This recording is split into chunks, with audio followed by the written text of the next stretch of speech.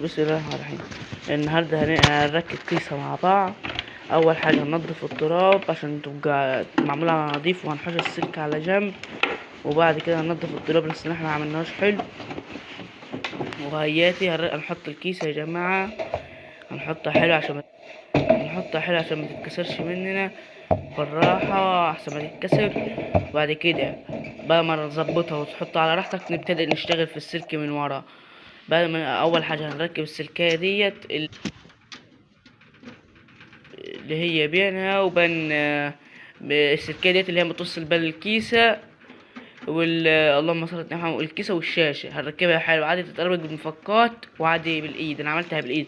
وبعد كده هنركب سلكية السلكية ديت اللي هي متصل بين الراوتر والكيسة، دخلوها لجوه حلو عشان تتأكدوا اللي هي واصلة.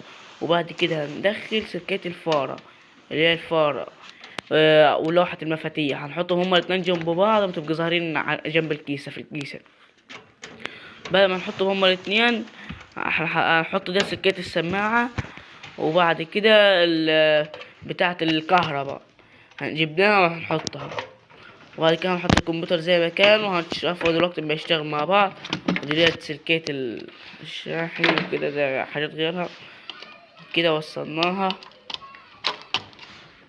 ودلوقتي اشتغل مع بعض، الشاشة اشتغلت معنا. اهم حاجة عندنا الكيسة اهيت اشتغلت يا جماعة اهيت. وبعد كده هنشوفها مع بعض اهيت الشاشة ما تحمل اهيت، استناها معايا يا جماعة هتحمل. حملت ناحية شبيك الكيسة، حملت وبعد كده اتفتحت مع بعض وكده. استنى الفيديو الجاي والسلام عليكم.